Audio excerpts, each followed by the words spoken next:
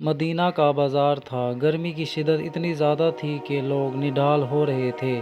ایک تاجر اپنے ساتھ ایک غلام کو لیے پریشان کھڑا تھا۔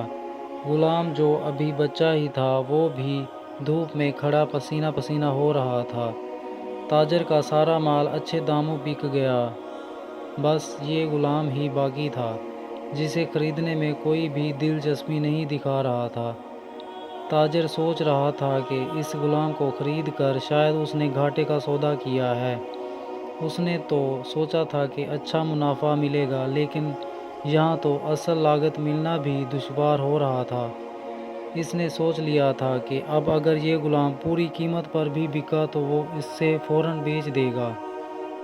اور مدینہ کی ایک لڑکی کی اس غلام پر نظر پڑی تو اس نے تاجر سے پوچھا کہ یہ غلام کتنے کا بیچو گے؟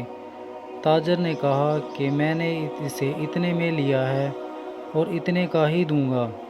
اس لڑکی نے بچے پر ترس کھاتے ہوئے اسے خرید لیا۔ تاجر نے بھی خدا کا شکر ادا کیا اور واپس کی راہ لے لی۔ اور مکہ سے ابو حذیفہ مدینے آئے تو انہیں بھی اس لڑکی کا قصہ معلوم ہوا۔ لڑکی کی رحم دلی سے متاثر ہو کر انہوں نے اس کے لیے نکاح کا پیغام بھیجا جو قبول کر لیا گیا۔ یوں واپسی پر وہ لڑکی جس کا نام ثبیتہ بنت یار تھا ان کی بیوی بن کر ان کے ہمراہ تھی، اور وہ غلام بھی مالکن کے ساتھ مکہ پہنچ گیا۔ ابو حذیفہ مکہ آ کر اپنے پرانے دوست عثمان ابن عفان سے ملے تو انہیں کچھ بدلا ہوا پایا اور ان کے رویے میں سرد مہری محسوس کی۔ انہوں نے اپنے دوست سے استفسار کیا کہ عثمان یہ سرد مہری کیوں؟ تو ابو حذیفہ کے دوست عثمان ابن عفان نے جواب دیا کہ میں نے اسلام قبول کر لیا ہے اور تم ابھی تک مسلمان نہیں ہوئے، تو اب ہماری دوستی کیسے چل سکتی ہے؟ ابو حذیفہ نے کہا تو پھر مجھے بھی محمد صلی اللہ علیہ وسلم کے پاس لے چلو اور اسلام میں داخل کر دو جیسے تم قبول کر چکے ہو۔ چنانچہ حضرت عثمان رضی اللہ تعالیٰ عنہ نے انہیں اپنے نبی کریم صلی اللہ علیہ وسلم کی خدمت میں پیش کیا۔ وہ کلمہ پڑھ کر دائرہ اسلام میں داخل ہو گئے۔ گھر آ کر انہوں نے اپنے بیوی اور غلام کو اپنے مسلمان ہونے کا بتایا تو ان دونوں نے بھی کلمہ پڑھ لیا اور وہ بھی دائرہ اسلام میں آ گئے۔ حضرت ابو حذیفہ رضی اللہ تعالیٰ عنہ اس غلام سے کہا کہ چونکہ تم بھی مسلمان ہو گئے ہو اس لیے میں اب تمہیں غلام نہیں رکھ سکتا، لہٰذا میری طرف سے اب تم آزاد ہو۔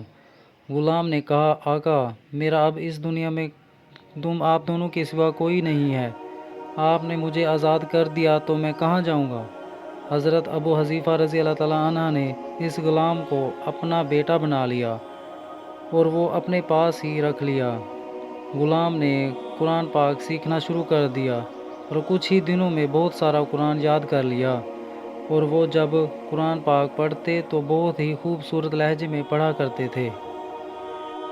ہجرت کے وقت نبی کریم صلی اللہ علیہ وسلم سے پہلے جن صحابہ نے مدینہ کی طرف ہجرت کی ان میں حضرت عمر رضی اللہ تعالیٰ عنہ کے ساتھ حضرت ابو حذیفہ رضی اللہ عنہ اور ان کا یہ پالک بیٹا بھی تھا۔ مدینہ پہنچ کر جب نماز کے لیے امام مقرر کرنے کا وقت آیا تو اس غلام کی خوبصورت تلاوت اور سب سے زیادہ قرآن حفظ ہونے کی وجہ سے انہیں امام چن لیا گیا، اور ان کی امامت میں حضرت عمر رضی اللہ عنہ جیسے جلیل القدر صحابی بھی نماز ادا کرتے تھے۔ مدینہ کے یہودیوں نے جب انہیں امامت کرواتے دیکھا تو حیران ہو گئے کہ یہ وہی غلام ہے جسے کوئی خریدنے کے لیے تیار نہ تھا۔ آج دیکھو کتنی عزت ملی کہ مسلمانوں کا امام بنا ہوا ہے۔ اللہ پاک نے انہیں خوشگلو اس قدر بنایا تھا کہ جب آیات قرآن تلاوت کرتے تو لوگوں پر ایک محویت طاری ہو جاتی اور راہگیر ٹھہر کر سننے لگتے۔ ایک دفعہ ام المومنین حضرت عائشہ رضی اللہ عنہ کو رسول اللہ صلی اللہ علیہ وسلم کے پاس حاضر ہونے میں دیر ہوئی۔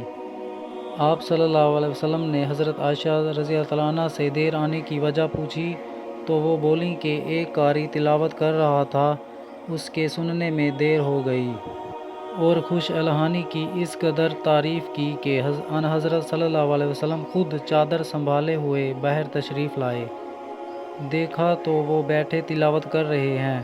آپ صلی اللہ علیہ وسلم نے خوش ہو کر فرمایا، اللہ پاک کا شکر ہے کہ اس نے تمہارے جیسے شخص کو میری امت میں بنایا۔ کیا آپ جانتے ہیں کہ یہ خوش قسمت صحابی کون تھے؟ ان کا نام حضرت سالم رضی اللہ عنہ تھا، جو سالم مولوی ابو حذیفہ رضی اللہ عنہ کے نام سے مشہور تھے۔ انہوں نے جنگ موطا میں جام شہادت نوش کیا۔